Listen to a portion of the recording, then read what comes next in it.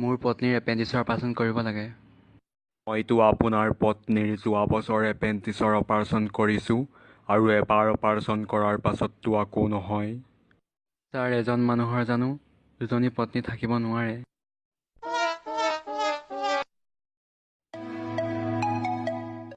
ৰাহুল, তোমাৰ পৰীক্ষা কেনেকুৱা হ'ল? বৰ ভাল হোৱা নাই, তথাপিও 5 মাৰ্কটো পাম। কাৰণ প্ৰশ্ন পেপাৰত লিখা আছে যে পৰিষ্কাৰ পৰিচ্ছন্নতাৰ বাবে 5 মাৰ্ক। সেয়েহে বহীখন মই অকণো চিয়াঁহী দাগ নলগাকৈ, একো নিলিখাকৈ সম্পূৰ্ণ পৰিষ্কাৰকৈ দি থৈ আহিছোঁ।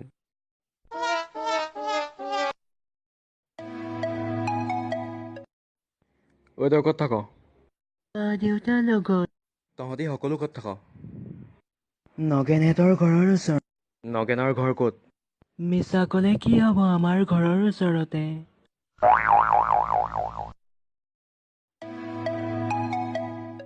আপোনাৰ কপালতনো গজাল কেনেকৈ সোমালে হে?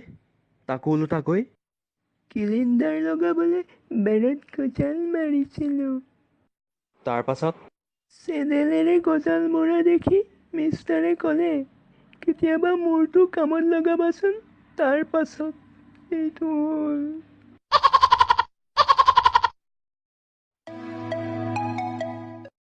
তুমি সাঁতুৰিব জানানে? নাজানো। তোমাতকৈ আমাৰ কুকুৰটোৱে ভাল, সিয়ে সাঁতুৰিব জানে। কিন্তু তুমি জানানে সাঁতুৰিব? মই এনেও জানো। তেতিয়াচোন তোমাৰ আৰু কুকুৰটোৰ মাজত একোৱেই পাৰ্থক্য নাই।